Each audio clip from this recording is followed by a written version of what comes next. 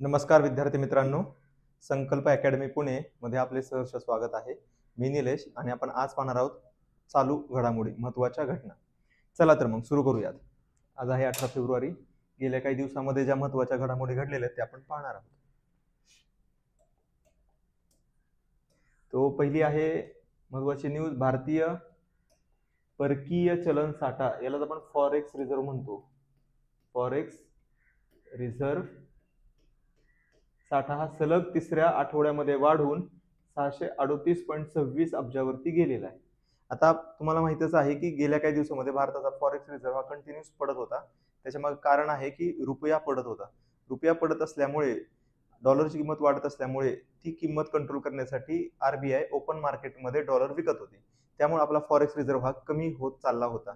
पण आता गेल्या 3 आठवड्यामध्ये कंटिन्यूस फॉरेक्स रिझर्व्ह हा आता वाढताना दिसत आहे. तर फॉरेक्स रिझर्व्ह मध्ये फक्त डॉलर येत नाही मित्रांनो, यामध्ये स्पेशल ड्रॉइंग राईट्स जे SDRs असतात ते इन्क्लूड आहेत, गोल्ड इन्क्लूड होतं. त्याचबरोबर वेगवेगळ्या देशांमध्ये भारतीय सरकारचे गव्हर्नमेंटचे काही खाते असतील त्यामध्ये असणारे पैसे त्यामध्ये इन्क्लूड होतात. बाहेरच्या बँकांचे जे बॉन्ड्स आपण खरेदी केलेले असतात, दुसऱ्या सरकारचे जसं अमेरिका असेल, UK असेल, यांचे आपण काही बॉन्ड्स खरेदी केलेले असतील तर ते सुद्धा यामध्ये इन्क्लूड होतात. सो फॉरेक्स रिझर्व्ह मध्ये या सर्वांचं मिळून इन्क्लुडिंग गोल्ड आपल्याला फॉरेक्स रिझर्व्ह आपण कन्सिडर करत असतो. तो सध्याचा जो फॉरेक्स रिझर्व्ह आहे तो 638 अब्ज म्हणजेच बिलियन डॉलर्स आहे. तर हा डॉलर्सच्या रूपामध्ये दाखवला जातो.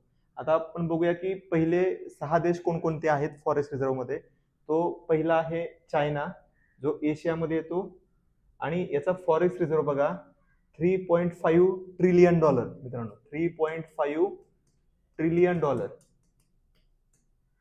म्हणजे भारताची जी GDP आहे तेवढा फक्त चायनाकडे फॉरेक्स रिझर्व्ह आहे.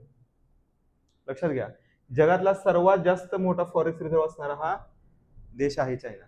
दुसरा आहे जपान, याच्याकडे 1.2 ट्रिलियन डॉलर आहे. 1.2 ट्रिलियन डॉलर हा जपानकडे आहे. तिसऱ्या नंबरला आहे स्वित्झर्लंड, जो युरोपमध्ये येतो. स्विस बँक आपण ऐकतो ना, स्विस बँकेमध्ये पैसे तो स्वित्झर्लंड, आणि यांच्याकडे 952 बिलियन डॉलरचा फॉरेक्स रिझर्व्ह आहे. चौथ्या नंबरला इंडिया येतो, आपला आहे 638.26 बिलियन डॉलर. त्यानंतर येतो रशिया 5 नंबरला. लक्षात घ्या, हे जे युक्रेन रशिया वॉर चालू आहे, सगळं गोंधळ चालू आहे, तरी सुद्धा फॉरेक्स रिझर्व्हच्या बाबतीमध्ये रशिया हा जगामध्ये 5व्या नंबरला येतो. याच्याकडे 620 बिलियन डॉलरचा फॉरेक्स रिझर्व्ह आहे. आणि त्यानंतर 6व्या नंबरला आहे तैवान, याच्याकडे 576.8 बिलियन डॉलरचा फॉरेक्स रिझर्व्ह आहे. तर फॉरेक्स रिझर्व्हच्या बाबतीमध्ये चायना, जपान, स्वित्झर्लंड, इंडिया आणि रशिया हे 5 महत्वाचे देश आहेत. जर तुम्हाला कोणत्याही देशाची आर्थिक स्थिती जाणून घ्यायची असेल तर त्याचं फॉरेक्स रिझर्व्ह पाहणं अतिशय महत्वाचं असतं. चला पुढची न्यूज बघूया. भारताचे रस्त्याचे जाळे आता अमेरिकेपेक्षा पुढे, म्हणजे अमेरिकेला आपण आता क्रॉस केलेले रस्त्याच्या जाळ्यामध्ये. कालच आपले जे नितीन गडकरी जी आहेत त्यांनी ही घोषणा केली की आपण आता अमेरिकेला मागे टाकले रस्त्यांच्या जाळ्यामध्ये. आता हा जो फोटो तुम्हाला दिसतोय हा जुना आहे, 2023चा हा फोटो आहे. यामध्ये बघा भारत हा सेकंड रँकला होता, आता भारत हा फर्स्ट रँक आहे आणि USA हा सेकंड रँकला आहे. बाकीचं तुम्ही बघा, चायनाला आपण क्रॉस केलेले, आता USA ला क्रॉस केले, Brazil, Russia, France, Canada, Australia, Mexico, south Africa. आपल्याला पहिले 5 माहित असणं गरजेचं आहे. इंडिया, USA, चायना, ब्राझील आणि रशिया हे आता रस्त्याचे सर्वात मोठे जाळे असणारे देश आहेत. चला पुढे पाहूया. आदि महोत्सव हा महोत्सव जो आदिवासी व्यवहार मंत्रालयाच्या अंतर्गत जे ट्रायफेड येतं, म्हणजे tribal cooperative marketing development federation of India limited, TRIFED, या अंतर्गत हा महोत्सव साजरा केला जातो. ट्रायफेड लक्षात ठेवा, ट्रायफेडद्वारे हा महोत्सव साजरा केला जातो. ट्रायफेड हे आदिवासी मंत्रालयाच्या अंतर्गत आहे. याचा मेन उद्देश काय आहे तर भारतातील आदिवासी समुदायांची संस्कृती, वारसा आणि आर्थिक क्षमता या कार्यक्रमाद्वारे दाखवतो. संस्कृती आणि वारसा जो आहे आदिवासी समाजाचा तो जगापुढे दाखवण्यासाठी हा आदि महोत्सव दरवर्षी साजरा केला जातो. तर याचं जे उद्घाटन आहे ते आपल्या माननीय राष्ट्रपती द्रौपदी मुर्मूजी यांच्या हस्ते करण्यात आलेलं आहे. द्रौपदी मुर्मूजी ह्या सुद्धा आदिवासी समाजामधूनच येतात. आता तिसरी बातमी आहे महत्वाची, अर्ली वॉर्निंग फॉर ऑल. आता हे नावातूनच समजतंय, early warning for all initiative. आता संयुक्त राष्ट्राचा हा इनिशिएटिव्ह आहे, हा याचा लोगो आहे.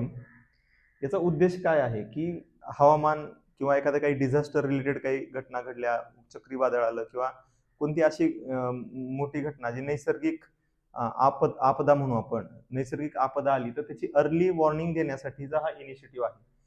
आता विषय काय आहे की मोस्ट ऑफ द केसेसमध्ये यामुळे जीवितहानी आणि वित्तहानी होते की त्याची अर्ली वॉर्निंग त्या भागातल्या लोकांना समजत नाही की असं काहीतरी होणार आहे, आणि मग ती बातमी लोकांना पर्यंत पोहोचावी आणि त्यामुळे होणारी जीवितहानी वाचली जावी म्हणून या प्रकारचं एक इनिशिएटिव्ह संयुक्त राष्ट्रानं घेतलेला आहे.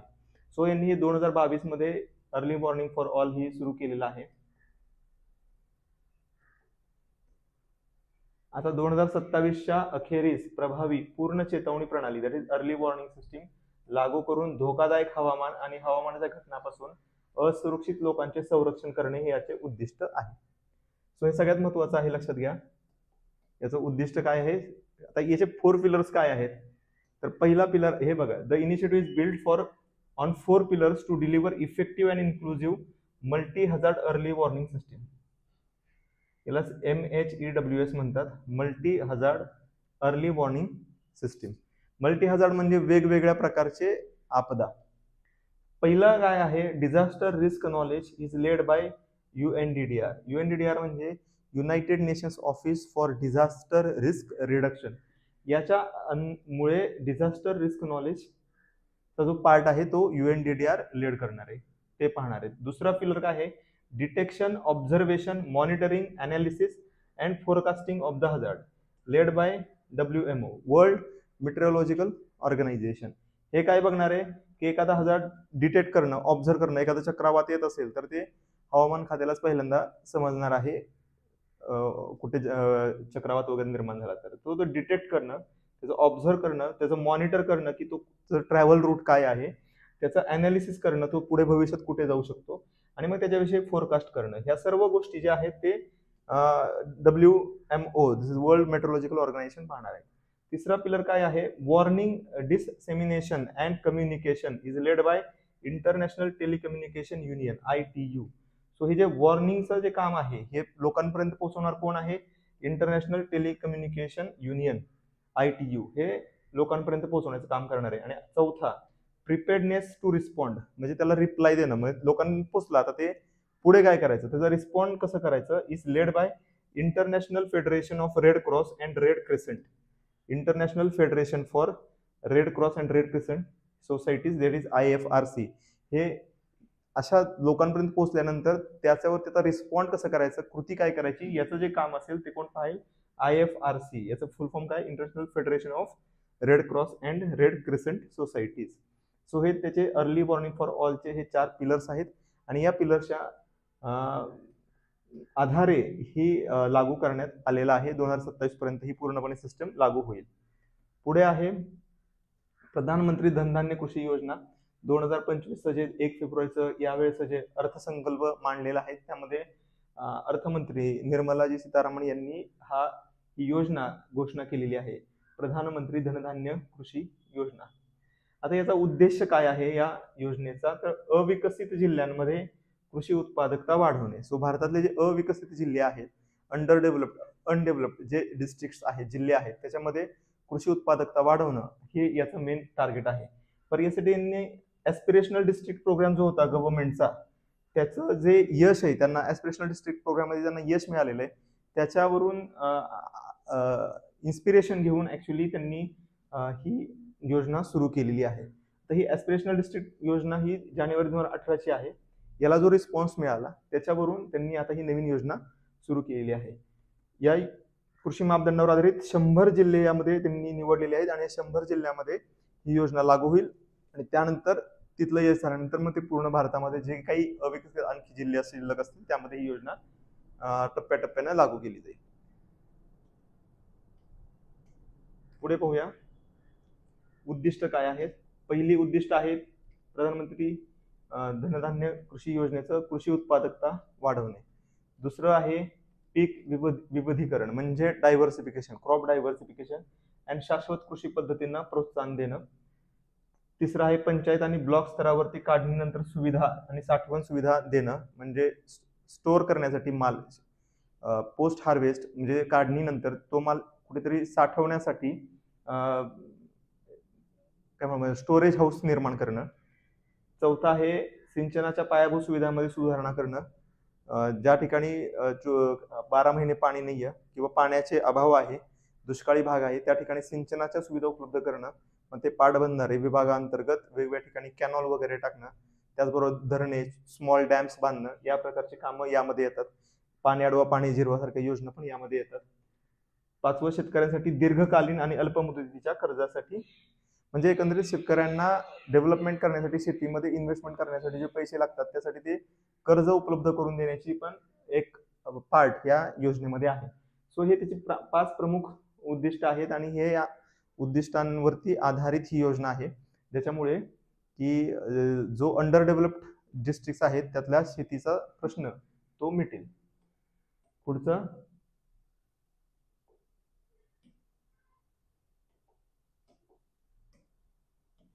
युगांडामध्ये सुदान व्हायरस रोगाचा उद्रेक. आता सुदान हे देशाचं नाव आहे.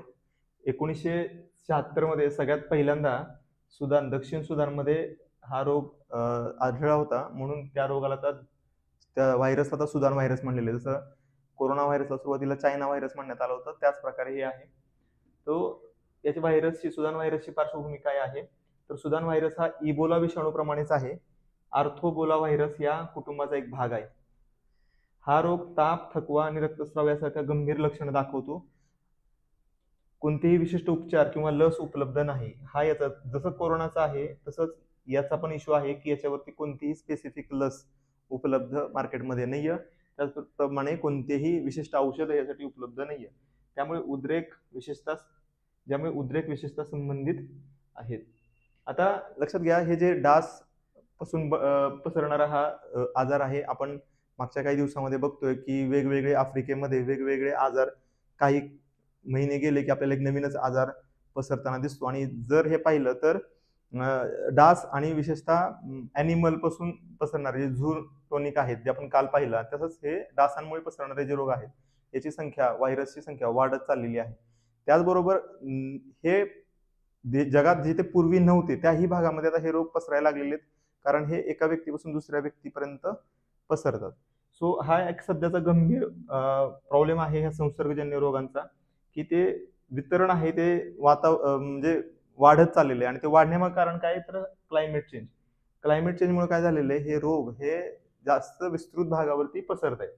आता यामध्ये डेंग्यू जो आहे हा जो की जुना आहे, आणि वेस्ट नाईल विषाणू, हे जुने जे व्हायरस आहेत जे पूर्वी सर्व ठिकाणी दिसायचे नाही, आता पूर्ण जगामध्ये दिसायला लागले. याच्या मागे आणखी एक रिझन आहे, ते म्हणजे क्लायमेट चेंज. आणि जे मोठ्या प्रमाणामध्ये आज लोकांची ट्रॅव्हलिंग वाढलेलं आहे, तर त्यामुळे हे रोग पण मोठ्या प्रमाणामध्ये पसरायला लागलेले आहेत. आणि यामुळे वातावरण बदल आणि मायग्रेशन या 2 गोष्टींमुळे हे साथीचे रोग आहे ते पसरण्यामध्ये आणि त्याला कंट्रोल पण करण्यामध्ये अडचणी निर्माण होत आहेत सध्या. पुढचं पाहूया. यावर्षी किंवा येणाऱ्या काही पुढच्या 1-2 वर्षामध्ये आपल्याला रोग आजारां रिलेटेड प्रश्न जास्त पाहायला मिळणार आहेत. कदाचित वेगवेगळे आजार आणि त्यांचे ओरिजिनचे जे देश आहेत त्यांची जोड्याला वगैरे असाही प्रश्न विचारला जाऊ शकतो. त्याचबरोबर कोणत्या प्रकारचा रोग आहे तेही प्रश्न विचारला जाऊ शकतो. सो हे जे गेल्या काही 1-2 वर्षामध्ये नवीन व्हायरस आलेले आहेत त्याचं एक नोट करून ठेवा. पुढचं, मणिपूरमध्ये राष्ट्रपती राजवट. भारतामध्ये मणिपूरचा मुद्दा गेले काही वर्ष अतिशय चर्चेला आहे. आणि जेव्हा एक अश्लील व्हिडिओ बाहेर आला होता, त्या व्हिडिओ नंतर हा मुद्दा लोकसभेमध्ये पण याच्यावरती खूप गोंधळ झालेला होता मणिपूरच्या मुद्द्यावरती. तो मणिपूरचा मेन मुद्दा काय आहे तर मणिपूरमध्ये 2 वंश म्हणजे 2 वेगवेगळे ग्रुप आहेत. एक आहे कुकी-झो आणि दुसरा आहे मायटी. तो ह्या 2 ग्रुपमध्ये हे 2 वंशिक आहेत, म्हणजे 2 वेगवेगळे वंश आहेत, 2 ग्रुप आहेत. त्यांच्यामध्ये जो हिंसाचार आहे त्या 2 ग्रुपमध्ये तो अनेक दशकांपासून चालू आहे. तो आजचा नाहीये, पण या 2 ग्रुपचा मध्ये जो हिंसाचार आहे तो मे 2023 नंतर खूप वाढला. आता याच्यामध्ये बरेच जिओ पॉलिटिकल रिझन्स आहेत, बरेच इश्यू आहेत. तो आपल्या आता बोलण्याचा तो भाग नाही आहे. पण मेनली काय आहे की या दोन ग्रुपमधली भांडणं मिटत नाहीयेत. त्यामुळे याला अपयश आल्यामुळे इथले जे चीफ मिनिस्टर आहेत, मुख्यमंत्री बिरेन सिंग यांनी राजीनामा दिला या हिंसाचाराचा.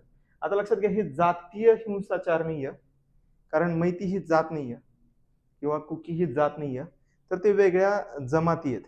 कारण जमातीमध्ये जात नसते, ते आदिवासी ग्रुप आहेत, त्यांच्यामध्ये जात सिस्टीम नाहीये, ती सिस्टीम त्यांची वेगळी असते. सो तिथं वंश सिस्टीम आहे, रेस. तर ह्या वेगवेगळ्या रेस आहेत आणि यांच्यामधला जो वाद आहे तो मिटत नाहीये, म्हणून या हिंसाचाराच्या पार्श्वभूमीवरती मुख्यमंत्री बिरेन सिंग यांनी राजीनामा दिलेला आहे. आता जसं राजीनामा दिल्यानंतर राष्ट्रपती राजवट ही नॅचरली लागू होते. तुम्हाला माहिती आहे की महाराष्ट्रामध्ये 2013 मध्ये राष्ट्रवादी काँग्रेसनं ज्या वेळेस सपोर्ट काढून घेतला होता काँग्रेसचा, त्यानंतर 14च्या इलेक्शनच्या आधीचे 6 महिन्याच्या काळामध्ये आपल्याला महाराष्ट्रामध्ये पण राष्ट्रपती राजवट लागू झालेली होती. त्यावेळेस पृथ्वीराज चव्हाण होते, हे मुख्यमंत्री होते महाराष्ट्राचे. सो तसंच आता इथे पण ही राष्ट्रपती राजवट लागू केलेली आहे. पण ही राष्ट्रपती राजवट जी आहे ती अनुच्छेद 356 अनुसार लागू केलेली आहे. आता तुम्हाला माहिती आहे की राष्ट्रपती राजवट 352, 356 आणि 360 यानुसार लागू करतात. ही असे हे राष्ट्रीय असते, म्हणजे पूर्ण भारतामध्ये. आणि म्हणजे 1975 साली जी इंदिरा गांधींनी लागू केली होती ती नॅशनल इमर्जन्सी होती. आता ही मणिपूरमध्ये जी झालेली आहे ती 356 आर्टिकल नुसार लागू केलेली आहे, जी ती फक्त मणिपूर पुरती मर्यादित आहे. आणि याचं कारण काय असतं, कधी राष्ट्रपती 356 आर्टिकल नुसार राष्ट्रपती राजवट लागू करतो, जर तिथलं सरकार घटनात्मक तरतुदीनुसार काम करत नाही. म्हणजे कोणत्याही राज्याचं सरकार जर घटनात्मक तरतुदीनुसार काम करत नाही असं राष्ट्रपतीला कन्फर्म होतं, त्याच वेळेस राष्ट्रपती या अनुच्छेदाअंतर्गत किंवा या आर्टिकल अंतर्गत राष्ट्रपती राजवट लागू करतात. आता ही जी राष्ट्रपती राजवट लागू केली आहे ही 11व्यांदा केलेली आहे. म्हणजे आतापर्यंत 10 वेळा केलेली आहे राष्ट्रपती राजवट मणिपूरमध्ये. आता ही 11वी वेळ आहे जिथे राष्ट्रपती राजवट लागू करण्यात आलेली आहे. आता प्रक्रिया बघूया की ही राष्ट्रपती राजवट लागू केल्यानंतर 2 महिन्याच्या आत याच्यासाठी संसदेकडनं मंजुरी घ्यावी लागते. म्हणजे केंद्रात जे राज्यसभा लोकसभा या दोन्ही हाऊसेसकडून याची मंजुरी घेणं आवश्यक असतं. आणि ही कमाल किती, तर 3 वर्षापर्यंत ही राष्ट्रपती राजवट पुढे वाढवता येऊ शकते, त्यानंतर इलेक्शन घ्यावं लागतं. आता याचा प्रभाव काय होतो राष्ट्रपती राजवट लागू केल्यावरती, विधिमंडळ जे आहे तिथलं इलेक्टेड जे बॉडी आहे, सगळे आमदार वगैरे आहेत, ते सगळं विधिमंडळ हेच विसर्जित होणार आहे. त्यानंतर पूर्ण जे सरकार आहे तिथले पूर्ण सिस्टीम आहे, प्रशासन आहे, ते राज्यपालांच्या हातात येते. आणि राज्यपाल कोण अपॉइंट करतं, केंद्र अपॉइंट करतं. म्हणजे एक प्रकारे केंद्र अपॉइंट करतं, म्हणजे एक प्रकारे केंद्र आता मणिपूरमध्ये सरकार चालवणार आहे. सो राज्यपाल हे केंद्र अपॉइंट करतं आणि राज्यपालांकडे पूर्णपणे प्रशासन आलेलं आहे. म्हणजे एक प्रकारे केंद्र आता मणिपूरमध्ये ताब्यात घेईल. आता याचं अमेरिकेमध्ये सरकार बदलण्याशी काही संबंध आहे का, हा पण एक चर्चेचा विषय आहे की अमेरिकेमध्ये सरकार बदललं की मणिपूरचे मुख्यमंत्री राजीनामा देतात, याचं काही रिलेशन आहे का, हा पण एक अभ्यासाचा विषय आहे. न्यायिक निरीक्षण काय आहे यामध्ये, तर SR बोम्मई केस 1994ची होती. त्यांनी जे राज्यामध्ये इमर्जन्सी लागू केली जाते त्याला न्यायिक पुनरावलोकनाची परवानगी दिलेली होती, म्हणजे ज्युडिशियल रिव्ह्यू. आता असं का, तर जनरली काय होतं की एखाद्या राज्यामध्ये एक विशिष्ट पक्षाचं सरकार आहे आणि केंद्रामध्ये दुसऱ्या विरोधी पक्षाचं सरकार आहे, तर राज्यातलं सरकार बरखास्त करण्याची एक जुनी परंपरा आहे आपल्यामध्ये.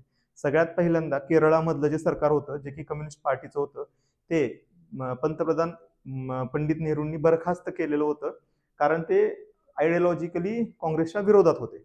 म्हणून मग ती तेव्हापासूनची सुरुवात आहे, लक्षात घ्या. 1950s पासूनची ही सुरुवात आहे की राष्ट्रपती राजवट लागू केली जाते. आणि यामुळे बऱ्याच वेळा केंद्र आणि राज्य यांच्या संबंधामध्ये तणाव निर्माण होतो आणि मग त्यांचे अधिकार स्पष्ट करण्यासाठी आणि राज्याच्या कारभारामध्ये केंद्राचा हस्तक्षेप थोडा लिमिटेड व्हावा म्हणून जेव्हा हे प्रकरण सुप्रीम कोर्टाकडे गेलं तेव्हा सुप्रीम कोर्टाने हे सांगितलं की न्यायिक म्हणजे पुनरावलोकन म्हणजे ज्युडिशियल रिव्ह्यू याचा करता येईल. म्हणजे जर आणीबाणी लागू केलेली आहे, राष्ट्रपती राजवट लागू केलेली आहे, तर ती योग्य केली का नाही याचं पाहण्याचं काम सुप्रीम कोर्ट करेल आणि सुप्रीम कोर्ट ते आणीबाणी उठवू पण शकतं. त्यानंतर राज्य सरकारांची मनमानी बरखास्ती कमी केली.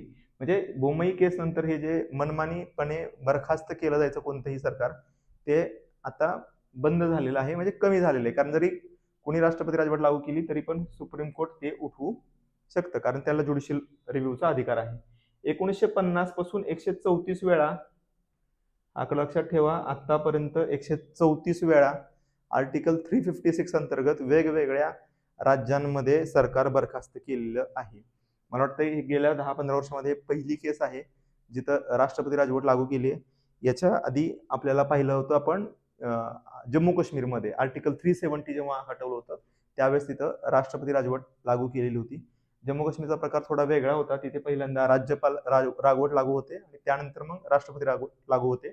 पण मणिपूरमध्ये मात्र डायरेक्ट राष्ट्रपती राजवट. तर या काळामध्ये आपण जर पाहिलं तर हे एक महत्वाची केस राहील आता पाहण्यासाठी. सो हे लक्षात ठेवा, 134 वेळा आतापर्यंत या कलमांतर्गत 356 अंतर्गत राष्ट्रपती राजवट लागू केली आहे. सर्वाधिक राष्ट्रपती राजवट ही मणिपूरमध्ये लागू केलेली आहे, 11 वेळा. हेही लक्षात असू द्या. आता चर्चेमध्ये आहे तर यावरती आपल्याला पॉलिटी अंतर्गत पण ह्या मुद्द्यावरती प्रश्न विचारला जाऊ शकतो. पुढचं, इलॉन मस्कच्या नेतृत्वाखालील डोजेने वोटर टर्नआउट इन इंडियासाठी 21 दशलक्ष अनुदान कपात केली आहे. आता लक्षात घ्या की एखादा देश जो की अमेरिका आहे तो भारतामध्ये वोटर टर्नआउट होण्यासाठी $21 मिलियन का देईल? म्हणजे ऑलमोस्ट 180 करोड 180 कोटी भारतामध्ये तो का देईल? तर हा एक महत्वाचा मुद्दा आहे. आपण जर मीडियाचं तुम्ही जर का मीडियाचं रिपोर्टिंग पाहिलं असेल तर त्यामध्ये लिहिलेलं आहे की भारताला आता पैसे मिळणार नाहीत. तर ते भारताला पैसे काही मिळत नसतात. नीट आता बघून घ्या की हे ट्विट केलेलं आहे. हे जे डोज आहे यांचं हे ट्विट आहे, department of governance efficiency.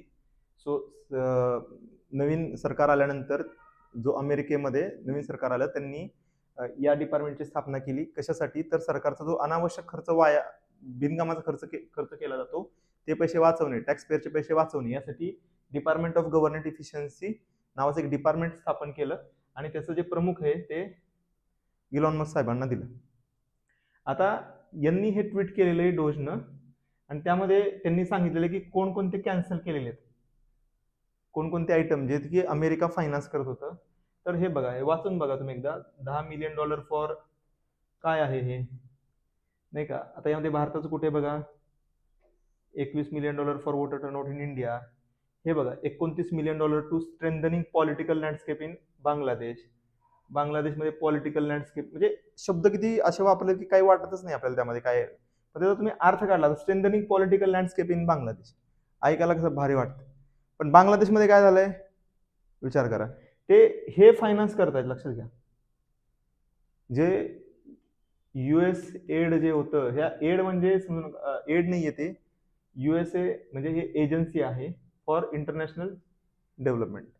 1960s मध्ये आपण जुने तुम्ही व्हिडिओ चेक करा, आपण याच्यावरती एक व्हिडिओमध्ये बोललेलो आहे, डिटेल एक्सप्लेन केलेलं आहे.